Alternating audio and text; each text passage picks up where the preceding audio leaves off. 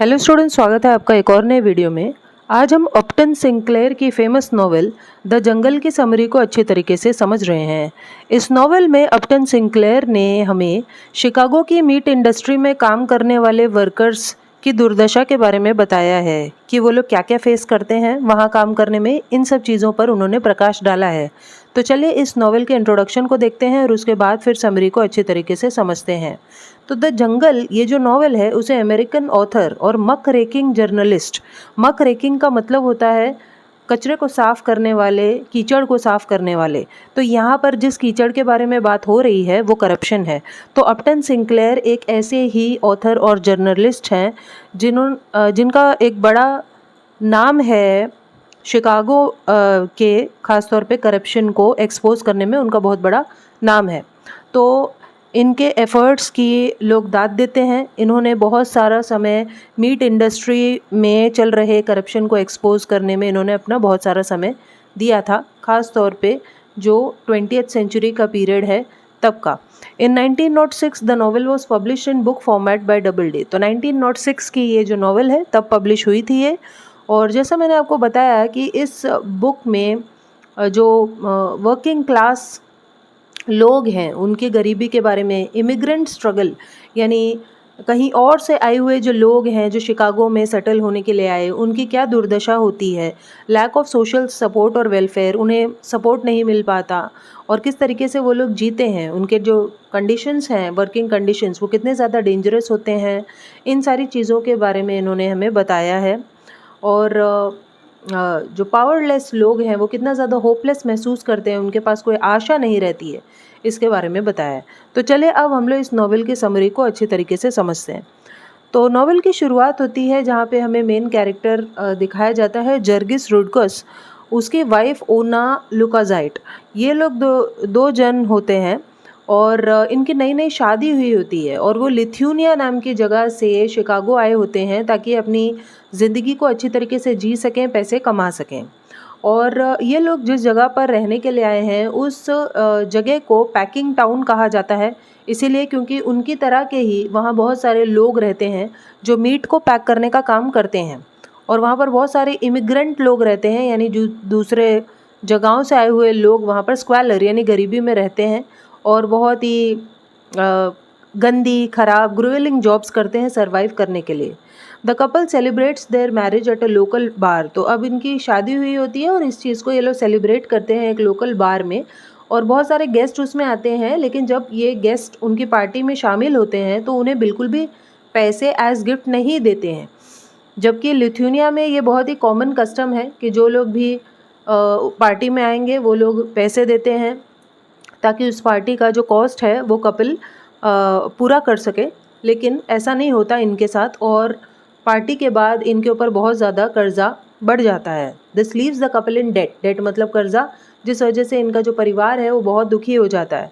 और जो जर्गिस है उसे एक लोकल स्लॉटर हाउस, अब स्लॉटर हाउस वो जगह होती है जहाँ जानवरों को काटा जाता है मीट के लिए, वहाँ पर इसे काम मिल जाता है। और जो ओना है उसकी कज़िन होती है मारीजा। इन लोगों को एक ओना की जो कज़िन है उसे एक कैनरी में काम मिल जाता है। तो कैनरी एक तरह की फैक्ट्री होती है जहाँ पे कैन में, डब्बों में चीज़ों को पैक किया जाता है। अब जर्गिस के पिता हैं डेडे एंटनास। वो भी जॉब ढूंढ रहे होते हैं, जो डेडे एंटनास जर्गिस के पिता हैं, लेकिन वो बहुत ही बूढ़े थे और इसीलिए उन्हें कोई काम नहीं मिल पा रहा होता है ठीक से। The family newly decides to buy a home but is tricked into signing an exploitative lease instead. तो ये जो फैमिली है वो अपने लिए घर ढूंढ रही होती है, लेकिन इन्हें कोई ट्रिक करता है और ये एक बहुत ही ख़राब किस्म के लीज़ को साइन करते हैं, जिस वजह से इन्हें बहुत सारा पैसा अपना गंवाना पड़ता है और उनके जो फाइनेंशियल ऑब्लिगेशंस हैं, उनके ऊपर जो कर्जे हैं वो और ज़्यादा बढ़ जाते हैं। अब ये जो डेदे अंतनास हैं, इन्हें काम तो मिलता है, लेकिन जो व्यक्ति उनके लिए काम ढूंढता है वो उन्हें कहता है कि तुम्हें जो भी काम मिला है ना, जो वेजेस तुम्हें मिलेंगे उसका 1/3 हिस्सा तुम मुझे दोगे। मतलब वो जो एजेंट होता है जो जॉब ढूंढता है वो अपनी फ़ी लगाता है। This corruption and graft is routine in Packingtown. तो पैकिंग टाउन में इस तरह की चीज़ें बहुत आम बात हैं। Dede Antanas is worn down by his job and soon dies. अब वो इतने ज़्यादा थक जाते हैं अपने काम से कि फाइनली थक हार के एक दिन वो मर जाते हैं। An unforgiving winter arrives. इसके बाद जो है विंटर का मौसम आता है, ठंडी का मौसम आता है, और जो मैरिजा है उसकी फैक्ट्री बंद हो जाती है। और फैक्ट्री बंद होने के बाद वो जिससे प्यार करती है, तामोजियस कुजेका, उससे वो शादी नहीं कर पाती। और इसके बाद हम देखते हैं कि जर्गिस जो है वो इंग्लिश सीखने की कोशिश करता है ताकि शिकागो में जो गवर्नमेंट जो भी हो रहा है, गवर्नमेंट जो कर रही है यहाँ पे, जो पॉलिटिकल करप्शन और वोट बाइंग हो रहा है, इन सब चीज़ों को वो समझ सके। इसके बाद स्प्रिंग टाइम आता है और हम देखते हैं कि मैरिजा को फिर से उसकी कैनरी में रख लिया गया है, लेकिन however she is fired for standing up for herself when a higher up tries to swindle her out of wages। लेकिन जब वो अपनी आवाज़ उठाती है, जब एक व्यक्ति उसके वेजेस, उसका पैसा लेने की कोशिश कर रहा था, तब उसे जॉब से निकाल दिया जाता है। अब जो ओना है वो प्रेग्नेंट हो गई होती है, जर्गिस की पत्नी, और उसे एक मीट पैकिंग जॉब मिल जाता है। और उसकी जो बॉस होती है मिस हेंडरसन, वो बहुत ही खड़ूस मिजाज की होती है। ओना एक बच्चे को जन्म देती है, एक बॉय को, और उसका नाम वो लोग अंतनास रखते हैं। जर्गिस के जो पिता जो मर गए थे, उनके ही नाम पे अपने बच्चे का नाम वो लोग अंतनास रख देते हैं। इसके बाद जो ओना है उसे सिर्फ एक हफ्ते ही आराम करने को मिलता है और फिर से उसे जॉब पे बुला लिया जाता है। और जर्गिस जो है अपना काम करते करते उसका जो एंकल है वो स्प्रेन हो जाता है और 3 महीने के लिए वो अपना काम नहीं कर पा रहा होता है। अब ये 3 महीने के लिए जब वो ज़ख्मी हो गया है तो उसका कॉम्पेंसेशन उसे मिलना चाहिए था, लेकिन जर्गिस के जो एम्प्लॉयर्स हैं, उसके जो फैक्ट्री के ओनर्स हैं, वो सिर्फ उसका पैसा काटते हैं और इनफैक्ट उसे हटा देते हैं जॉब पे से। अब ये जो फैमिली की यूनिटी है वो खतरे में पड़ जाती है, सभी लोग एक दूसरे पे दोष लगाने लगते हैं। और उसके बाद फिर एक बर्फीला तूफान आता है जिसकी वजह से वो लोग अंदर ही कैद हो जाते हैं। और जर्गिस जो है वो ओना की स्टेप मदर, सौतेली माँ एल्ज़बीटा के बेटे स्टैनलिस लोवास को मारता है, इसलिए क्योंकि स्टैनलिस लोवास काम पे नहीं जा पा रहा था। Jonas Elzbieta's brother abandons the family. और इसके बाद जो जोनास है, एल्ज़बीटा का भाई, वो उस परिवार को छोड़कर चला जाता है। और एल्ज़बीटा का जो एक और बेटा है जो कि क्रिपल्ड है, जो चल फिर नहीं सकता, क्रिस्टोफोरस, वो मर जाता है। जर्गिस रिकवर्स फ्रॉम हिज इंजरी। अब इसके बाद जर्गिस फाइनली ठीक होता है अपनी इंजरी से, लेकिन उसकी फैक्ट्री उसको फिर से नहीं रखती और अब उसके पास एक ही ऑप्शन बचता है कि वो फर्टिलाइज़र के एक प्लांट में, फैक्ट्री में काम करे। और ये सबसे ज़्यादा ख़राब जगह होती है उस शहर में काम करने की। और वहाँ काम करने की वजह से उसके शरीर से हमेशा उन केमिकल्स की बदबू आती है। To cope Jurgis turns to alcohol. और इस चीज़ से किसी तरीके से डील करने के लिए जर्गिस शराबी बन जाता है, बहुत ज़्यादा शराब पीने लगता है। और ओना जो है वो फिर से प्रेग्नेंट हो जाती है। Does not return from work. लेकिन एक बार वो अपने काम से वापस ही नहीं आती और कभी कभी झूठ भी बोलने लगती है वो बहुत बार कि वो कहाँ है। इसके बाद जर्गिस को पता चलता है कि कैसे ओना का जो एक सुपरवाइज़र है, उसका जो बॉस है फिल कॉर्नर, वो उसे मैनिपुलेट कर रहा होता है, फिजिकल रिलेशंस बना रहा होता है उसके साथ ज़बरदस्ती। और इसीलिए जो जर्गिस है वो कॉर्नर को अटैक करता है और इसी वजह से जर्गिस को जेल हो जाती है।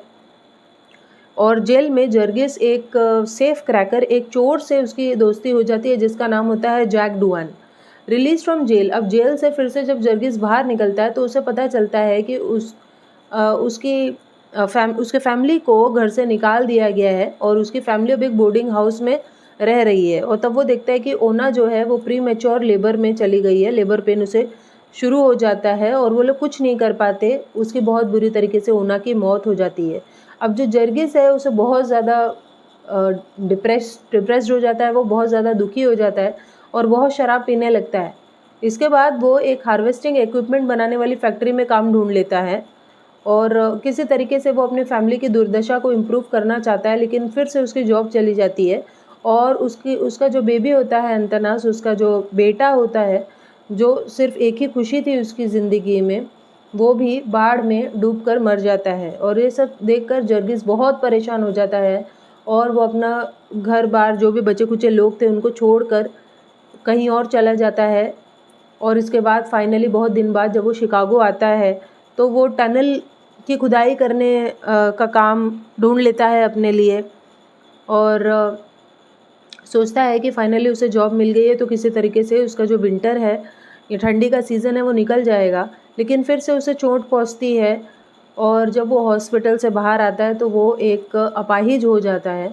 और अब अपाहिज होने की वजह से उसके पास और कोई चारा नहीं था, वो भीख मांगने लग जाता है और तब उसे एक बहुत ही अमीर पैकिंग इंडस्ट्री के मालिक का जो बेटा है वो उसे $100 देता है, बट अ बारटेंडर स्विंडल्स हिम, लेकिन एक बारटेंडर होता है जो उसका कैश पूरा छीन लेता है और इस वजह से जर्गिस को बहुत गुस्सा आता है, लेकिन कोई भी उसकी कहानी मानने को तैयार नहीं था और फिर से उसे जेल भेज दिया जाता है। जेल में वो जैक डुवान से मिलता है, जो चोर जिससे वो पहले मिला था, और जैक डुवान कहता है कि तुम शिकागो के क्रिमिनल अंडरवर्ल्ड के लिए काम करो तो पैसे भी कमाओगे और ये सब चीज़ें तुम्हारे साथ नहीं होंगी।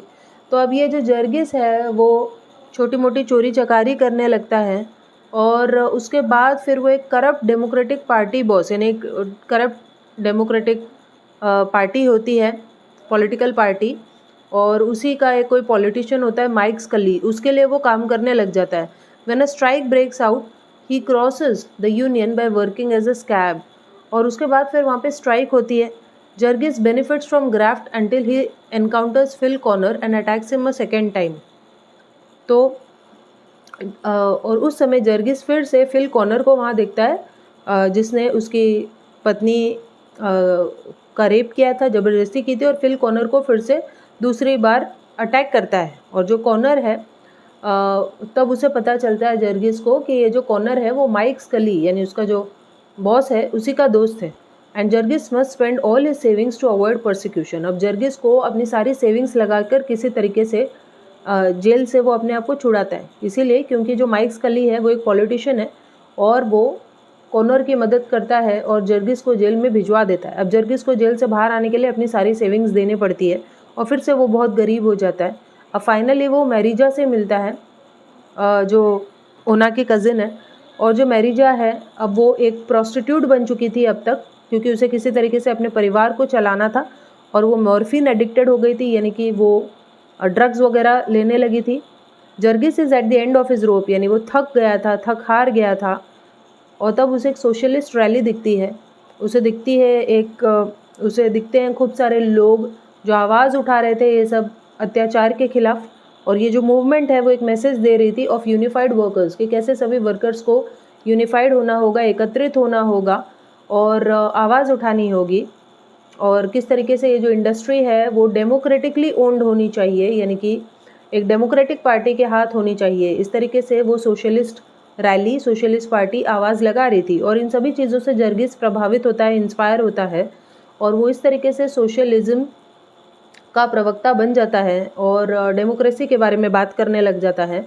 और इस तरह के होटल में उसे एज अ पोर्टर, एक नौकर का काम भी मिल जाता है उसको, ऐसे ही एक होटल में। और इसके बाद इस बुक का एंड होता है जहाँ पे लास्ट में एक सोशलिस्ट मैसेज दिया गया है और बताया गया है कि कैसे एक जो सोशलिस्ट पार्टी है वो अब आगे बढ़ रही है, जो वर्कर्स की जो यूनियन है वो आगे बढ़ रही है, वर्कर्स के साथ अब सब अच्छा हो रहा है क्योंकि वर्कर्स यूनाइटेड हो चुके हैं।